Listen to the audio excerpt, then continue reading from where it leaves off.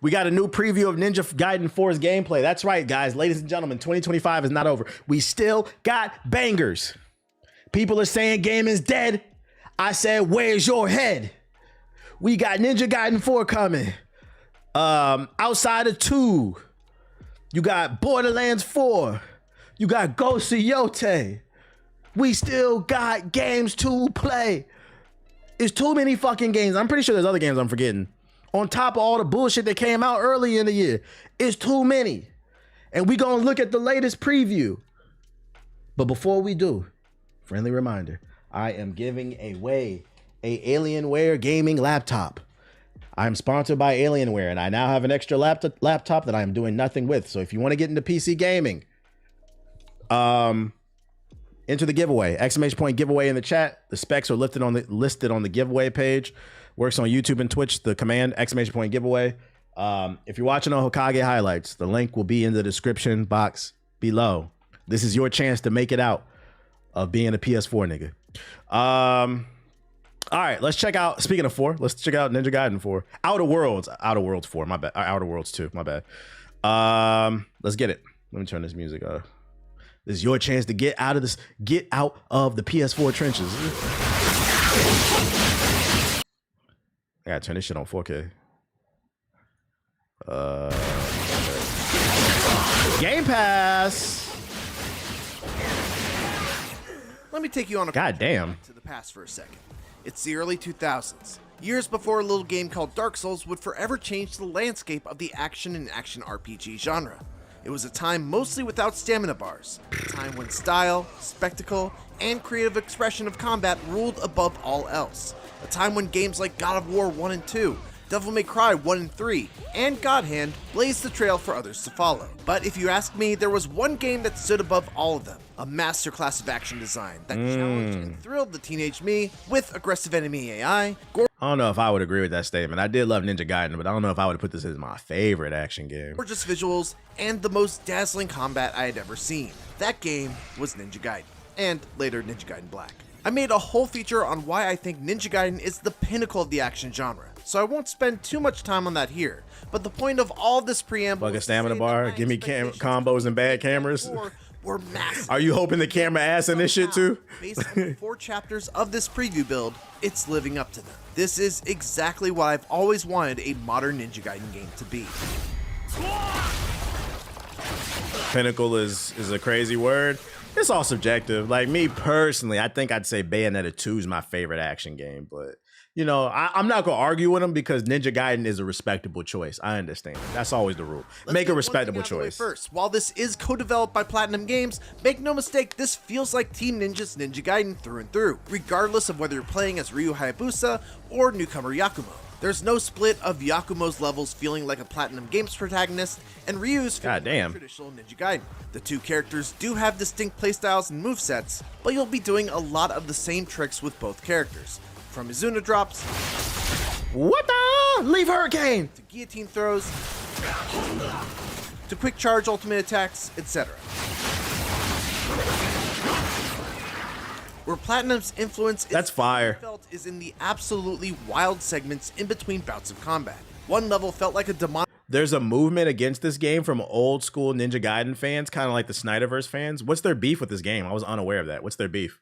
3D Sonic stage, as I had to bounce between physics-defying rails while avoiding getting shot by a helicopter, using my grappling hook to pull myself from rail, to wall, back to rail, finishing off with a dramatic leap into an assassination from above to kickstart the next combat. I want to be ninja. One of the many times I grinned like a giddy little child, laughing out loud and shouting, "Leave Hurricane!" That was so sick! When it comes to the fundamentals of combat, Ninja Gaiden 4 feels like an even better version of Ninja Gaiden 2. You've got light attacks, heavy attacks, shurikens, and of course the signature flying swallow attack that allows you to quickly jump and potentially slice their head off with just a single strike. New to Ninja Gaiden 4 is a powered up form for both Yakumo and Ryu, accessed by holding down the left trigger that allows them to use slower but much harder hitting attacks. Powered by a meter that is filled primarily by landing hits with your base form and by using obliteration techniques on dismembered foes. Damn. Use this form primarily to break through an enemy's guard once they start blocking your standard attacks. I predict this game is gonna have probably some of the best boss fights of the year. or to guard against one of the many especially powerful red glowing attacks that many larger enemies and bosses like to use. Yakumo's Blood Raven form allows him to use a giant blood sword that extends and allows for some really cool looking attacks that hit a wide area. They got rivers of blood in this shit. Allows him to use the kinds of multi-hitting high-speed sword slashes that you would normally get from charging up an ultimate technique. As long as it's not Bayonetta 3 situation, I'm cool. Well, to be fair, I don't think this is going to be a Bayonetta 3 situation. Bayonetta 3 was always doomed just because it was a new game being held back by old hardware. Like, not only was the story and the gameplay felt off, but like the frame rate was just always dropping. Like, this is buttery smooth, so this ain't no Bayonetta 3 situation. But it's the small touches and improvements that really made me fall in love with Ninja Gaiden 4's combat. It felt like they just made it because they had to. Enemies and can be used to knock airborne foes out of Game of the Year contender or nah? This looks like it could potentially be a Game of the Year. I am curious though, because I feel like action games like this obviously are not as... This was regular PS2 shit, right? But I do feel like this genre is not as popular anymore. It's more niche. So I am curious to see if action game for sure. I think it will get nominated for best action game. But I'm curious because of the politics that are involved in gaming now. Could it crack a Game of the Year nomination? I'm not sure. I don't know what's the temperature on this genre. Or encouraged to use the environment to your advantage thanks to powered up flying swallows when you use them out of wall runs. How you can now use quick charge ultimate techniques right after landing from an Izuna drop or flying swallow, or the way you can grapple up to zip up to a flying drone, leap off them, land a couple strikes on a flying enemy, and then literally yank them out of the air and pile drive them into the ground. That was so sick! This is exactly the kind of substantial, but ultimately iterative upgrade to the classic style of Ninja Gaiden's combat that I had hoped Ninja Gaiden 3 would be. Perhaps the thing I was most delighted about, though, was that Ninja Gaiden 4's boss battles, or at least the two that I've played so far, are excellent. Outside of a handful of exceptions, bosses have never really been a particularly strong suit of the series. But right out of the gate, the first boss, a large samurai-clad enforcer, yeah, this shit's super bloody. Tests of my skills, reflexes, and pattern recognition.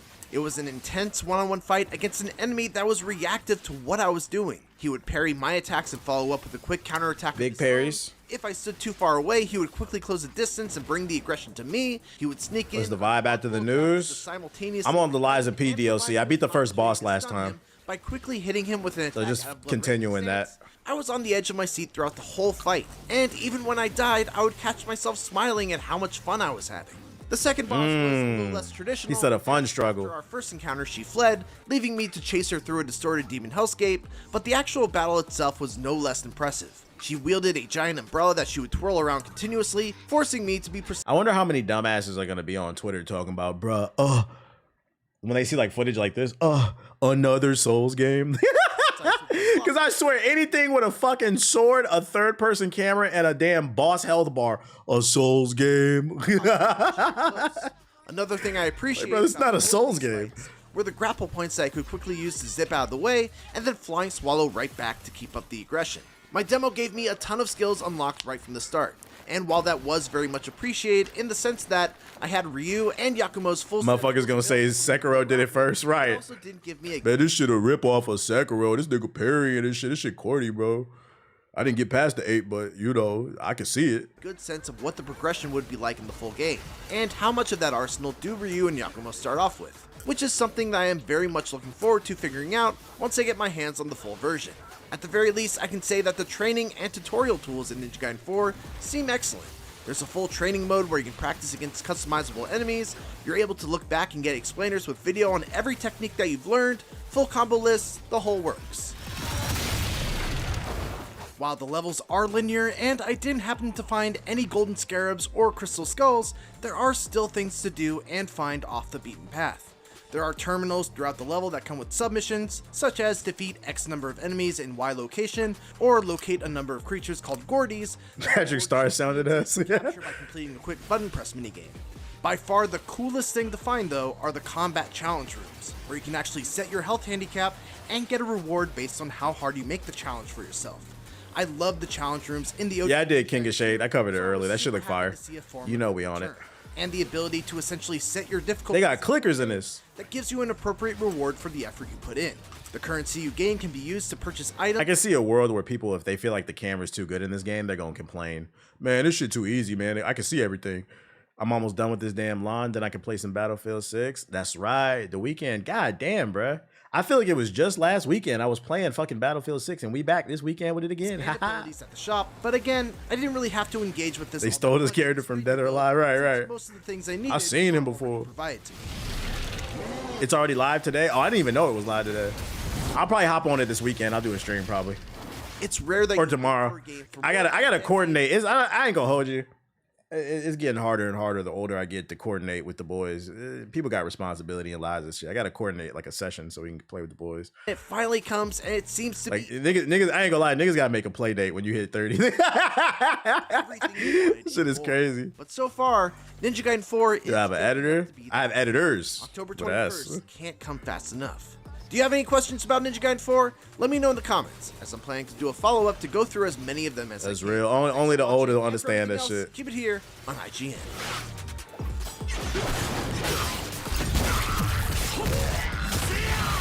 That ass is so damn difficult to coordinate. Yeah, don't get me wrong, I love my single-player games. I grew up being a single-player game, but every once in a while, I do like multiplayer and hopping on with like friends and shit like that, but it gets harder. So it's like, that's why I be playing so many single-player games. I'm playing it out with friends. I was like, yeah, I'm free in 3 weeks. Exactly. You really do have to do that shit.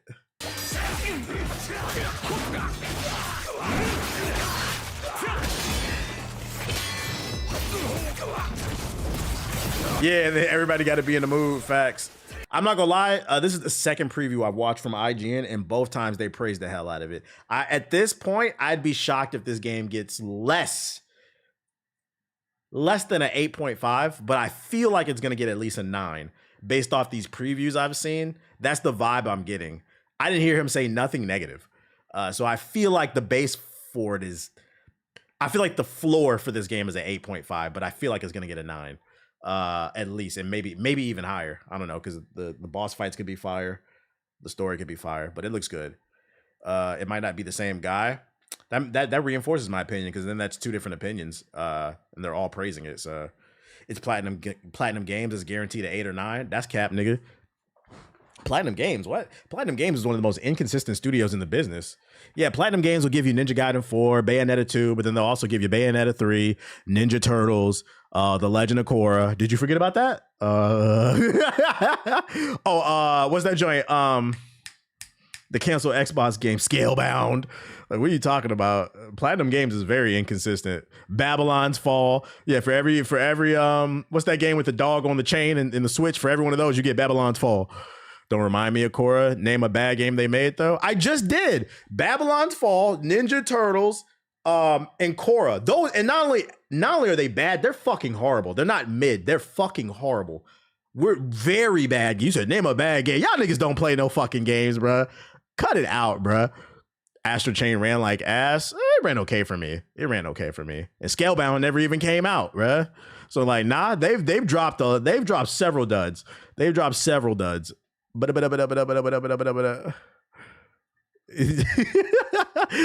the original Avatar was ass. They go to Twitch chat tripping. I love when somebody says something stupid from the opposite chat. Somebody else, they go to that Twitch chat. Them niggas don't know shit, bro. They go to YouTube chat. Also, Ninja Gaiden news. Ninja Gaiden 4 will have the option of choosing better graphics or an improved frame rate. So you can go between the Xbox Series X and PS5 with 120 frames, and the Xbox Series S is capped at 60 frames. So that's cool. You can get up to 120 frames, which means the PC version is going to be even buttery smooth. And this is very important for a game that's super fast paced, so you can't cry about the inputs. Bayonetta's my fave too. You got good taste. Yeah, Bayonetta 1 and 2 are classics. 3, we don't talk about that game. Yeah, Ninja said Bayonetta 3 was ass. Ninja Turtles was ass. Korra was ass. Babylon's Fall was ass. And Scalebound never came out, nigga. That's 5 games. You said name a bad game. They man, y'all niggas don't play no fucking games. Tell me about Platinum Games. I know about Platinum. We got an update on the thieves of the fucking industry. Remember Tencent was making a game that ripped off Horizon, which is funny because why would you rip off fucking Horizon of all games? Apparently, Sony is quietly trying to sue them So now they're trying to change the game. They removed all the assets. I read this one already. They removed all the assets off the Steam page so it doesn't look like Horizon anymore, and they're reworking the entire game, basically. That's the gist of this fucking article. But if you hadn't seen it, it literally looked just like Horizon. And it's funny, too, because a story came out that said that Tencent was trying to use the license of the Horizon IP for their own spinoff game, and Sony refused to let them use the license. So then Tencent went out and made its own copycat clone. But the thing is, they made it, you can draw inspiration from anything, but you can't blatantly rip something off, because then that's a breach of IP. And Sony was like, oh, fuck no. So now Tencent is feeling the heat. They know they was wrong. They're not fucking slick. And now they're changing the game. So that's the update. That's funny. I'm not going to argue Legend of Korra being ass, but it does have the combat I would want in a good Avatar game.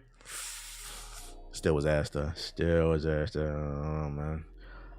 Former BioWare executive producer breaks down what really happened to Anthem. Oh my lord, I can't believe we're still talking about this game. Last month, EA announced it would shut down BioWare's Anthem on January 12, 2026. And now, after a rocky 6 years for the game, its executive producer, Mark Darren, has come forward to share details on exactly how Anthem came to be and what went wrong in the process. In part one of a planned multi-part video series, Darren spends an hour walking viewers through Anthem's development as he understands it from 2011 through the moment he took over as executive producer in 2017. Admittedly, his perspective isn't 100% complete, as Darren was not working directly on the game throughout much of this time. But as a higher up at BioWare and eventual executive producer, he was nonetheless positioned to see a lot more than most. Darrow was the only executive producer for the final 16 months of the game's development. Even so, he opens the video up by taking ownership of Anthem's failings and struggles. We like accountability. Shout out to that. How close is the line to Power World's issues? Isn't Nintendo suing them, I think? They let it slide, but I'm pretty sure I remember I read an article. They suing them now. Some of this video is going to look like I'm trying to shift the blame around, but ultimately the responsibility for the game does not mostly rest on me, he says. I have a list of people that I won't share that I also feel share blame on this project. He's saying it was a group effort. Almost everyone on this list is more senior than me. The team worked really hard on this game. The team put a lot of excellent work on this game, and there are things that are amazing in the game even now. Darrow goes on to walk on through the first 6 years of the development, outlining a number of pitfalls Anthem ran into along the way. He talked about his Anthem's original conception at the time within EA, where its executives believed single-player games were no longer desirable, leaving BioWare in a challenging position as a historically single-player-focused studio. Translation: the first person to blame is EA, because BioWare wanted to continue their long-winning formula of games like KOTOR, KOTOR 2, Jade's Empire, Mass Effect 1, 2, 3. And EA said, no, we know you just dropped 6 fucking classics. Can we talk about that? Oh, well, granted, KOTOR 2 was made by Obsidian, but I'm gonna still give it to BioWare because BioWare created KOTOR. KOTOR 1, 2, Jade's Empire, Mass Effect 1 to 3. These niggas went on a generational run. For those who don't understand why people love BioWare so much, these niggas dropped not 6 good games, 6 fucking, man, I gotta clout them because I feel like oh my God. I apologize to the Dragon Age community. Dragon Age 2. How can I forget? I feel like we rag on studios too much. And don't get me wrong, they deserve their criticism, but I gotta clap them up right now. These niggas dropped 7 classics in a row. Do you know how hard that is? That's crazy. Now listen, that's called motherfucking bars, nigga. You know nothing about that. So if you wasn't there for that generational run of games and you don't understand why people are still holding on to hope for BioWare, it's because they went on a generational run, bruh. 7 not 7 good games, 7 classics, bruh. Anyways, and them games still stand the test of time, by the way. Make Jade Empire 2, please. Anyways, if I can give some perspective, shout out to him for taking some level of responsibility, and also for him throwing EA under the bus, because you know that, right? BioWare, it sounded like the first problem was BioWare wanted to continue what they specialized in, creating single-player, thoughtful, heartfelt, fleshed out action adventure games by RPGs. That's what BioWare specializes in with dialogue trees. It seems like they wanted to continue that lineage, and EA said, there's this new thing called live service, and we think we should get in on it. So what happened is, from what it sounds like to me, is you had a company, BioWare, who specialized in playing basketball. But the people who front the money for the jerseys and the shoes and the buses and the planes to get to the game said, you guys are pretty good at basketball and you guys are really athletic. You can jump and run really high, and you can jump really high, you can run really fast. So maybe we should try playing baseball because baseball makes more money. That's basically what EA did to them. And they're looking around like, nigga, we're basketball players. Yeah, but you guys should play baseball. So the first person to blame is EA because it put them down this fucking path. And you know the worst part is EA is still at fault because for those unaware, BioWare, when it came to the new Dragon Age game, they wanted to make a single player action adventure RPG like they traditionally make, and EA made them make another live service game, and then halfway through development, EA didn't like it, so they had to scrap it and remake the game while still keeping certain elements in the game. Crazy. So now, if I could give my perspective on why I think Anthem failed, not only did EA fuck them over, but they didn't have a proper sense of leadership. And I don't think they had the right talent. Because I mean, I've talked about this on streams one time. A lot of times gamers think that something sucks and there's like some type of malice behind it. Like no, the thing you have to understand if you never created anything, no artist on earth wants to make bad art. Like artists don't really want to finesse you. They want to, them niggas are sensitive. They want you to like what they make. What happens is sometimes when you're an artist and you get put in a situation where you can't front the bill, so you have somebody else doing it, it puts you like in a sticky position. So it sounds to me like there was a lack of talent. Talented team, but a lack of talent that understood live service games. They were not equipped for that. And they didn't have the proper leadership. If I could go back in time and advise them, I would have told them, all right, you guys know how to program games. You understand how to make single player RPGs and action games, but you don't understand the live service aspect. You don't understand how to create a gameplay loop that keeps people involved and wanting to log in and do those dailies, right? So if I was EA, I would have paid to bring somebody in, especially for the development of this game that specialized in live service games. I would have poached somebody from the Destiny team. You see what I'm saying?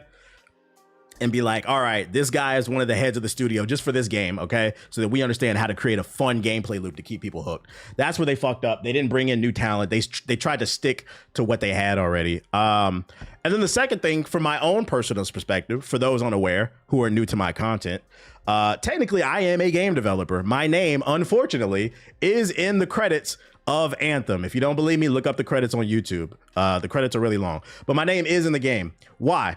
Because way back in 2018, me and Ethos were flown out by EA to Sweden, and we got to play the game a year and a half, almost like 2 years before that came out.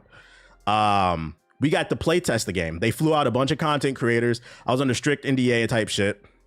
And here's what happened. We were there for like 3-4 days. It was cool. Got the first time in Europe. You're responsible for that sorry ass game. Nah, listen.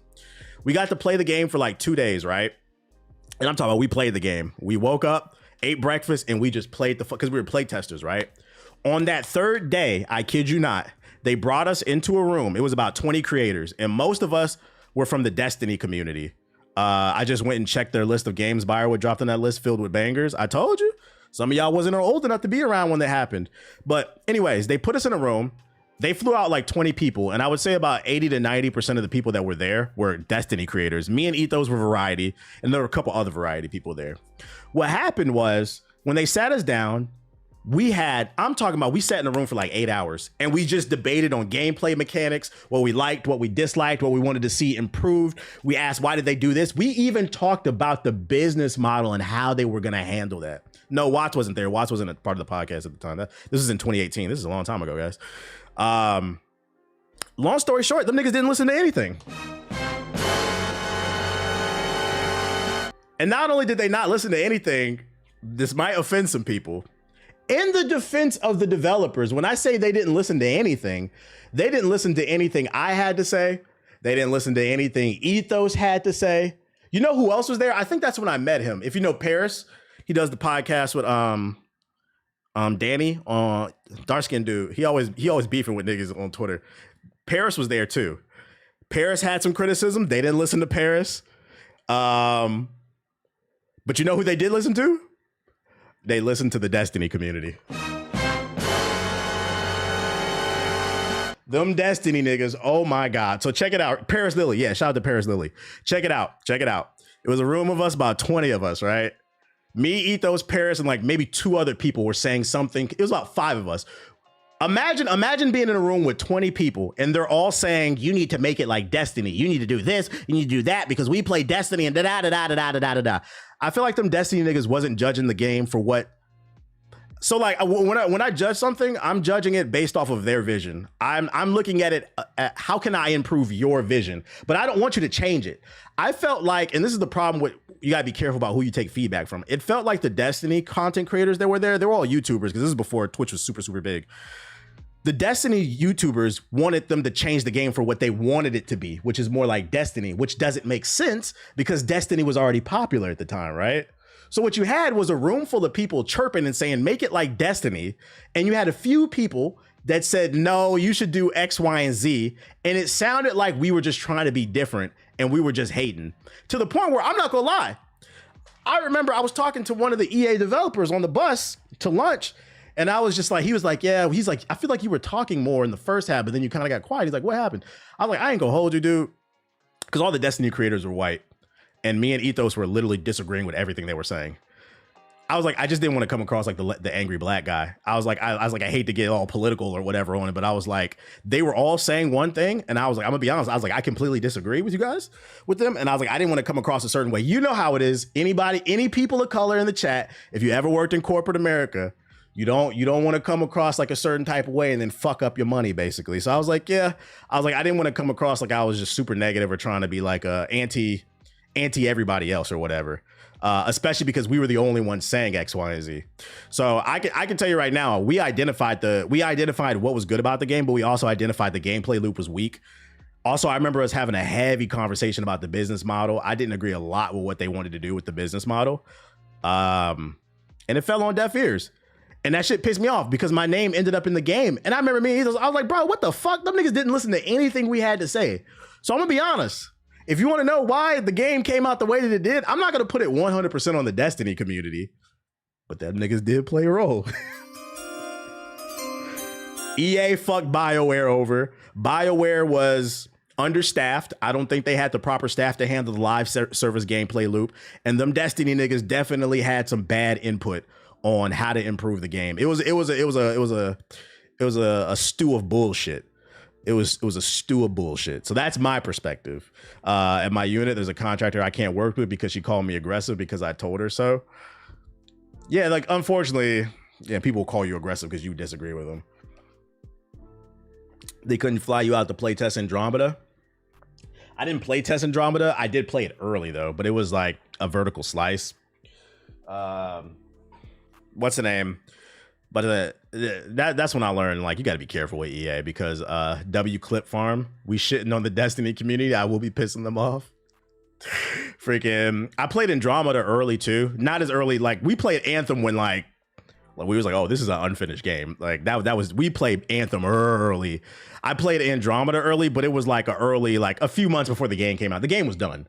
But the problem with that, and like I remember I made a video, top 5 reasons I'm excited for Mass Effect Andromeda. You gotta keep in mind, when it came to Andromeda, they were coming off the success of the original trilogy. I went and played the game early, and they gave us a vertical slice. And I swear to fucking God, the vertical slice that we played, we got to play for 2 hours. It was polished. It was fun. I remember he was like, oh, this shit gonna be lit, bruh. The full game came out. That shit was a fucking disaster. And I took a hit in terms of credibility for a little while because I hyped the game up. I thought it was going to be good. So that's when I learned an industry lesson. When you get invited to these early events, if you ever want to be a content creator, take everything with a grain of salt. They will set you up to make you look fucking stupid because you don't know if you're playing like, matter of fact, ask them. I'll give you an example. Like this is the only thing I probably say. Like I played the final build of Metal Gear Solid Delta, like the one that's coming out later this month. The game's already done. I played it, so I understand and I feel confident about my opinion when I'm allowed to share it of what I think because they straight up told me. Now I ask, hey, where's this build at? Is this game done? Are you guys polishing it? That was an unfinished build, but they gave us the level that was polished, that was done. They gave us that level, and they said play that. And I thought the shit was gonna be fire. So now I always say, hey, take what I say with a grain of salt because I don't know. Sometimes they don't want to answer whether or not the build is done or not. So you gotta be careful with that shit. That's why I said Skate is a red flag, bruh. Y'all know Skate come out later this month, right? Where's the hype for that game? That shit look unfinished from that fucking gameplay, bruh. Oh shit! Look at the chat. Really? Yeah. What is Skate? I'm pretty sure it's Skate release date. I'm pretty sure it comes out this month. Oh my bad. End of September. I'm sorry. Okay, never mind. Oh no, end of the summer. I'm pretty sure it does. Let's see. I played that shit. You could play it right now if you request access. I could have swore they said it's coming out late August. Does anybody have the it's either coming out this month or next. It's soon. I thought it was September. Am I bugging? Did I read that wrong? End of the summer. And I don't know why it's not giving me a release date. Let's ask Perplexity. When does the new Skate release to the public? The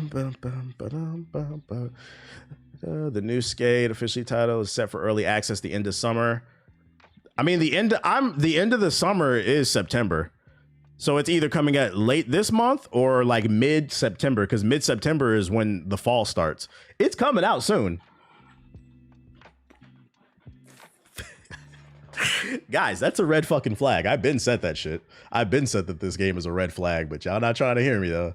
Don't get your hot. The EA that made Skate 1, 2, and 3 is not the one that's making this shit, bro. Later this month, I'm pretty sure it's later this month. Allegedly, someone's playing Skate 2. You will not enjoy Skate. We'll see how it plays out. But do you have to request before a certain time? That I don't know. You would have to look into it. I don't have any interest in that game. I got other games to play. Just Google it. It's a red flag that this game has been in development for like 4 years. There's no hype or any type of marketing behind it. It's about to come out and it's releasing in early access. I can't stress enough. It is a red flag when a multi-billion-dollar company like EA is releasing a big AAA title in early access. They don't give a fuck. And by the way, when the previews came out last month, there was a store in there. The game's not done. EA has billions of dollars to finish the production of the game, but they won't. So the game is half cooked. But you know what is in that game? A store for you to buy shit. Look at Battlefield. Battlefield, and we know EA got the money. Battlefield is polished. We played the beta. But for some reason, they won't foot the bill to finish Skate, but they'll make sure you can buy them skins and shit. I feel like I'm not saying it's going to be ass, but I do feel like there's some red flags there. Yeah, that store going to be fully functional. And I think they said they wanted to put ads in there too, because like in the gameplay, it looks like there's like billboards, blank billboards all across the city. Oh my Lord. If they put ads on the blank billboards, that game going to run like dog shit. Gonna be running like the not the GTA, the 2K servers, bro, because it's gonna be fucking my city. What is this shit right here? Chris Hansen is working on a documentary that will investigate Roblox handling of children's safety issues. Shout out to Chris Hansen, man. Fighting a good fight. Fighting a good fight. Y'all think it started off as jokes. Y'all thought I was joking. Jokes are half truths, man. We gonna get these Roblox niggas. We gonna get you. We coming for you, nigga. We coming for you.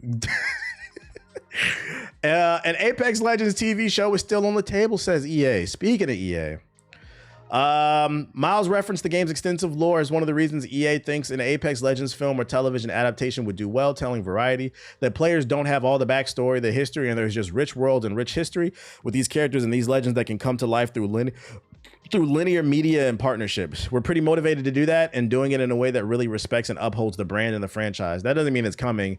It means they're very interested in doing it. But I'm not gonna lie, man, and this is why consulting is important. If EA wanted to do If they wanted to do a television show, when did Apex come out? What, 2019? Apex Legends. Yeah, 2019. So, goddamn, 6 years ago. Okay. If EA wanted to do an Apex Legends TV show, right? Apex stumbled out the gate for those that don't remember. Shut up, Blizzy. Apex stumbled out the gate for those that don't remember. Apex did not hit its stride until season 2. But that happened in that's when they released the new map. They released the second map. That's when it hit its stride and it got really popular. So if Apex wanted to do a TV show, they should have announced it in 2020. Because from like 2020 to probably like 2022, I think that's when Apex peaked. And then like 2023, I think that's when and many others started to like kind of lose interest. So they should have announced it in 2020 And then by 2021, 2022, the show came out and they could coast off of that. Saying that, oh, we want to do a TV show that expands the lore 6 years later when the player count continues to decline and the only people who are still playing Apex are fucking crazy people, because now we have a new genre of gamers who refuse to let go of live service games because they've invested so much. Sunken cost fallacy has invaded gaming. We have people who have thousands of dollars in skins on their account, so they refuse to play anything else. Those are the only people that are still playing this shit. Crazies. And broke PS4 niggas. So with that being said, with the rabid fan base kind of being gone, I feel like they lost their moment. I don't know if they announced the TV show tomorrow, will I watch it? I'll maybe put it on the watch list. Maybe when I'm bored or like sleepy, throw it on. But like, will I care? Not really. Will I really care? No, not really. Like, it's like, I'll get to it. Like, I don't really care that much anymore. But I understand what he's saying.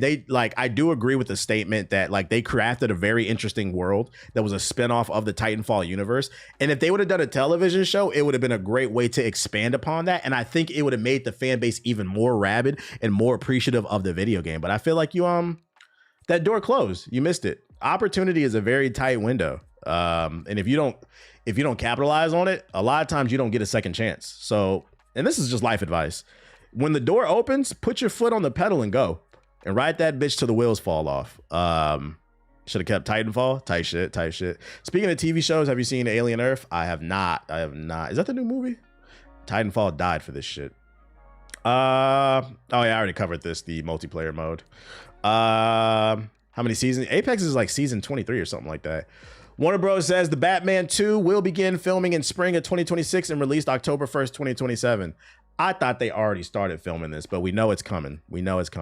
I seen a TikTok last night. People are hyped because apparently the dude who plays Batman followed the new Superman on Instagram. So people are now speculating they might introduce the Batman into the universe of the new DCU, James Gunn DCU.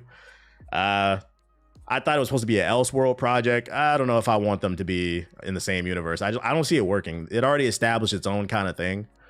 So I don't know if this will work. It doesn't mean it's going to happen, but people are speculating that there's a possibility, because why else would they be following it? In my head, I'm thinking that doesn't mean it's going to happen. He just could appreciate him. You're Superman, I'm Batman, like type shit. Yo, shout out to J2 Nasty with the sub. Appreciate it. He's not really the Batman we need. Yeah, and also, didn't they say that they're doing Batman the Brave and the Bold is supposed to be more lighthearted, kind of like the cartoon from the early 2000s? Like, this is going to be the more traditional, darker, brooding one. So I don't think it's going to happen. The worlds are going to collide. That's all I got for that.